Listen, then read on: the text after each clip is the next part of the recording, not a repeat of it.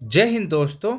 जैसा कि आप सबको पता होगा, एसएससी जीडी का ऑफिशियल आंसर की जारी कर दिया गया है। और आंसर की आने के बाद सभी बच्चों के मन में सबसे बड़ा सवाल यही है कि अब आपका कट ऑफ कितना जा सकता है। पिछली बार आपने देखा होगा एसएससी जीडी का कट ऑफ बहुत ही ज़्यादा हाई चला गया था। तो क्या इस बार भी आपका कट ऑफ उतना ही हाई जाएगा या फिर आपका कट ऑफ इस बार कम रह सकता है? ये सारी जानकारी आपको इस वीडियो के माध्यम से दी जाएगी। अगर अभी के लिए बात करें तो अभी का अगर आप देखें तो रैंक मित्रा का एक डाटा आया है, जो डाटा आपका 60,000 बच्चों का है। इन 60,000 बच्चों ने अपना डाटा रैंक मित्रा को दिया है और उसके आधार पे हम सबसे पहले देखेंगे कि आपका जो 42 शिफ्ट में एग्जाम समाप्त हुआ है, इन 42 शिफ्ट में सबसे हार्ड शिफ्ट कौन सा है, सबसे इजी शिफ्ट कौन सा है, किस शिफ्ट को कितना नॉर्मलाइजेशन में फायदा मिल सकता है, और उसके बाद हम देखेंगे कि आपका कट ऑफ कितना जा सकता है, सभी का आपका कट ऑफ कितना जाने वाला है। सारी जानकारी आपको इस वीडियो के माध्यम से दी जाएगी। आप सभी लोग इस वीडियो को लास्ट तक अवश्य देखिएगा।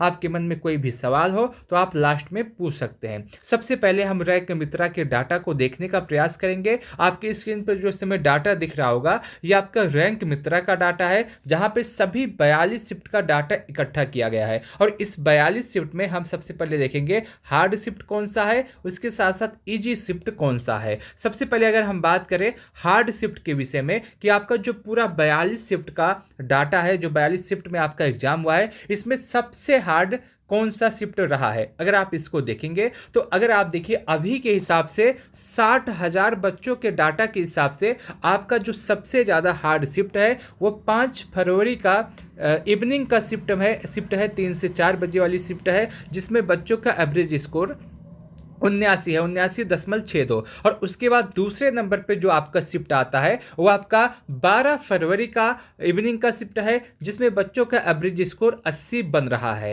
एवरेज स्कोर का मतलब ये है कि अभी तक जो यहाँ पे बच्चों ने डाटा दिया है 1,398 बच्चों ने इन शिफ्ट में, तो इन सभी का एवरेज स्कोर जो निकला है वो आपका 80 निकला है। एवरेज स्कोर कम है तो इससे यह पता चलता है कि ये शिफ्ट आपकी हार्ड थी, तभी बच्चों का एवरेज स्कोर कम है। और एवरेज स्कोर अधिक है तो इससे यह पता चलता है कि आपकी जो शिफ्ट है वो आपकी इजी थी, इसलिए एवरेज स्कोर आपका ज़्यादा निकल के आया है। और ये आपका सही भी होता है। अभी तक आप जितना भी देखें, जितना भी बार एवरेज स्कोर बताया गया है रैंक मित्रा द्वारा या किसी और भी नेटवर्क द्वारा, वही आपका सबसे हार्ड शिफ्ट और सबसे इजी शिफ्ट होता है।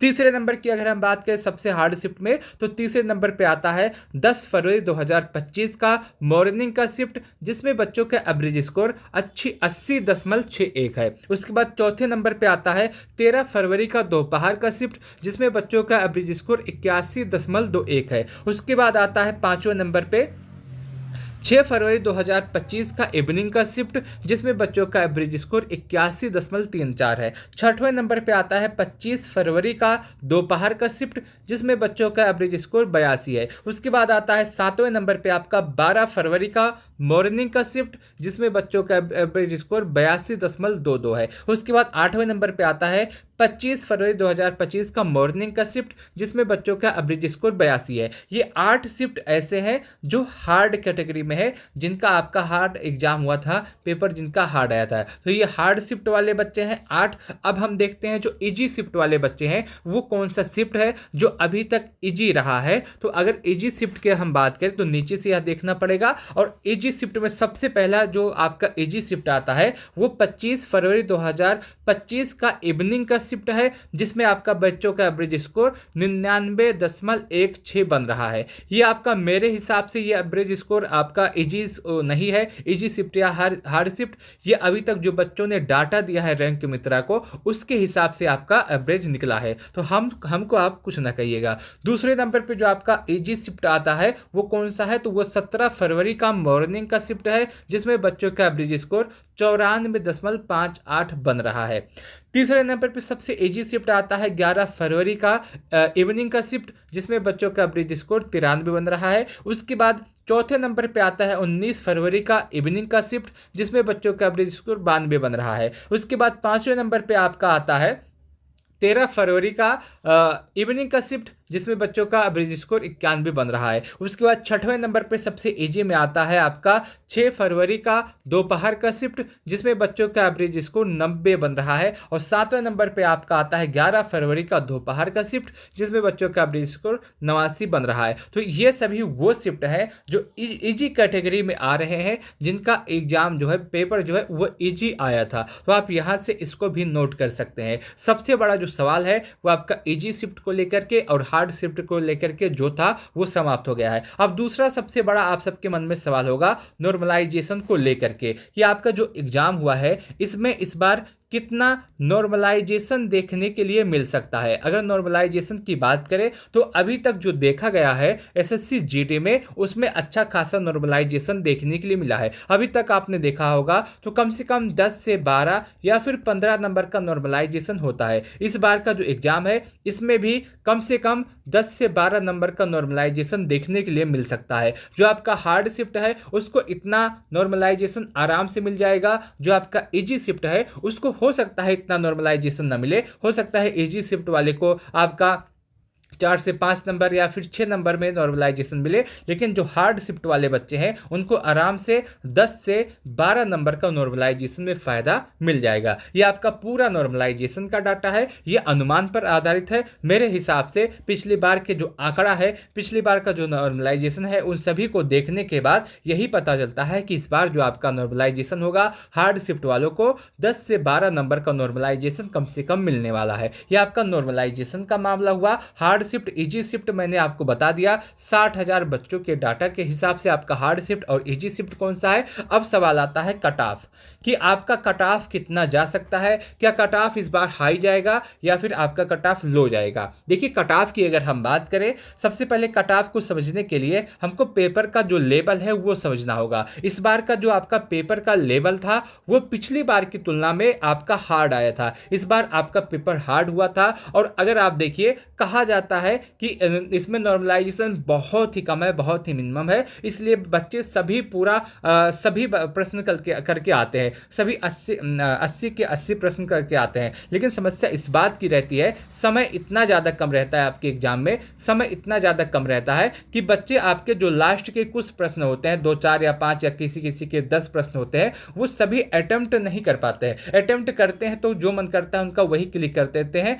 लगाने का समय नहीं मिलता है, समय का अभाव रहता है। टाइम मैनेजमेंट इसमें करना सबसे ज़्यादा मुश्किल होता है। और जो बच्चा समय मैनेज कर ले जाता है, टाइम मैनेजमेंट कर ले जाता है, उसका स्कोर ऑटोमेटिक अच्छा ही हो जाता है। अगर जो बच्चा इसमें समय को सही से उपयोग किया होगा, सही से सभी सेक्शन को हल किया होगा, उसका स्कोर अच्छा ही इस समय बन रहा होगा। उसके साथ साथ बहुत सारे बच्चे ऐसे थे जिनके किसी किसी बच्चे के 2 प्रश्न आपके रह गए थे, वो तुक्का लगा के चला आया है। किसी किसी के 8 प्रश्न रह गए थे, किसी के 10 प्रश्न रह गए थे। तो लास्ट का जो 2 4 या 10 प्रश्न है, ज़्यादातर बच्चों ने इसमें तुक्का लगाने का प्रयास किया है, क्योंकि समय का अभाव था। तो समय कम था तो बच्चों ने जो पाया वो इसमें हल कर दिया। और इसके साथ साथ इस बार का जो पेपर है, इस बार का पेपर आपका हार्ड आया था। पिछली बार की तुलना अगर हम करें तो इस बार का पेपर हार्ड था। चाहे आप मैथ का सेक्शन उठाएं, मैथ इस बार हार्ड का कहने का मतलब ये था कि इस बार का जो पेपर है वो कैलकुलेटिव बहुत ज़्यादा आया था। चाहे आप मैथ को ले ले, चाहे आप रीजनिंग को ले ले,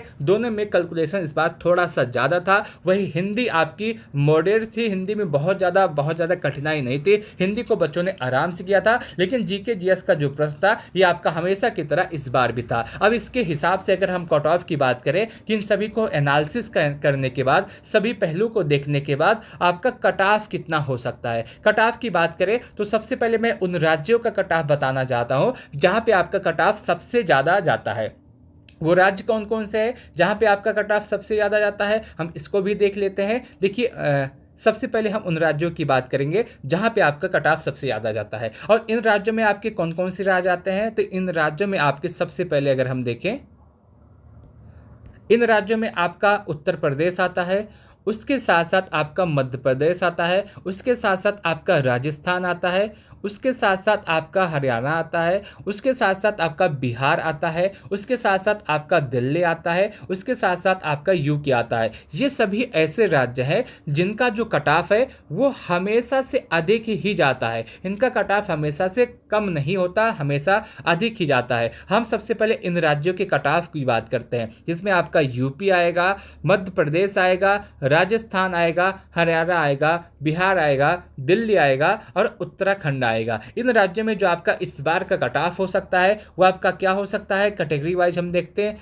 यूआर का कट ऑफ, उसके बाद आपका ओबीसी का कट ऑफ, उसके बाद आपका ईडब्ल्यूएस का कट ऑफ, उसके बाद आपका एससी का कट ऑफ, उसके बाद एसटी का कट ऑफ। अगर कट ऑफ की बात करें तो यूआर का जो कट ऑफ है वो आपका 130 के आसपास इस बार रह सकता है। पिछली बार की तरह इस बार नहीं जाएगा, पिछली बार से कट ऑफ इस बार कम होगा। उसके बाद ओबीसी का जो कट ऑफ है, ओबीसी का जो कट ऑफ है वो आप मान के चल सकते हैं कि 125 से 28 के आसपास रह सकता है, 125 से 128 के आसपास रह सकता है। और ईडब्ल्यूएस का कट ऑफ जो है 120 से लेकर के 122 के आसपास रह सकता है। एससी का जो कट ऑफ है वो आपका 115 के आसपास और एसटी का जो कट ऑफ है वो 110 के आसपास रह सकता है। ये आपका पूरा कट ऑफ है। इसको एक बार मैं दोबारा से बताना चाहता हूँ। सबसे पहले उन राज्यों का कट ऑफ है जहाँ पे आपका कट ऑफ हाई जाता है, जिसमें आपका उत्तर प्रदेश, मध्य प्रदेश, राजस्थान, हरियाणा, बिहार, दिल्ली और उत्तराखंड जैसे राज्य आते हैं। इसमें जो आपका कट ऑफ है यूआर के लिए आपका कट ऑफ 130 के आसपास रह सकता है, ओबीसी के लिए 125 के आसपास रह सकता है, ईडब्ल्यूएस के लिए 120 के आसपास, ओबीसी के लिए आपका 125 के आसपास, ईडब्ल्यूएस के लिए 120 के आसपास, एससी के लिए 115, एसटी के लिए 110। ये आपका कट ऑफ रहने वाला है। और इसके बाद के जो राज्य हैं वो अपना कट ऑफ इसी में से 2 2 4 4 नंबर कम करते हुए चले जाएं, आपका कट ऑफ आ जाएगा। मैं आपको दोबारा एक और राज्य का कट ऑफ बता दूं जो आपका कट ऑफ मिडिल में आता है, जिसका कट ऑफ ना बहुत ज़्यादा हाई जाता है ना ही बहुत ज़्यादा कम जाता है। इनमें कौन कौन से राज्य आते हैं, तो इनमें आपके कौन कौन से राज्य आते हैं, इसमें आपका झारखंड आता है जहाँ पे कट ऑफ ना बहुत ज़्यादा अधिक ना बहुत ज़्यादा कम रहता है, महाराष्ट्र आता है, वेस्ट बंगाल आता है, पंजाब आता है, गुजरात आता है, छत्तीसगढ़ आता है, उड़ीसा आता है। ये सभी जो राज्य इसमें कट ऑफ ना बहुत ज़्यादा अधिक जाता है ना बहुत ज़्यादा कम जाता है। इसमें जो आपका कट ऑफ रहेगा यूआर के लिए आपका कट ऑफ क्या रहता है, 125 के आसपास जा सकता है। ओबीसी के लिए आपका कट ऑफ 120 के आसपास, ईडब्ल्यूएस के लिए आपका कट ऑफ क्या रह सकता है 115 के आसपास, एससी के लिए आपका जो कट ऑफ 110 के आसपास और एसटी के लिए आपका कट ऑफ 100 के आसपास हो सकता है। ये वो राज्य है जिसमें कट ऑफ बहुत ज़्यादा ना अधिक जाता है ना बहुत ज़्यादा कम जाता है। उसके बाद नॉर्थ ईस्ट वाले जो राज्य हैं वहाँ पर आप कट ऑफ इसी में से 10-10 नंबर कम करते हुए आ जाइए, आपका कट ऑफ आ जाएगा। मैं उम्मीद करता हूँ कि आपको यह जानकारी अच्छी लगी होगी, आपको यह पूरा वीडियो अच्छा लगा होगा। इस वीडियो को लास्ट तक देखने के लिए आप सबका बहुत बहुत धन्यवाद। कमेंट सेक्शन के माध्यम से आप अपना कट ऑफ जरूर बताइएगा, आपका स्कोर कितना बन रहा है। इस वीडियो को लास्ट तक देखने के लिए आप सबका बहुत बहुत धन्यवाद। और उसके साथ साथ मैंने जो आपको कट ऑफ बताया है यह आपका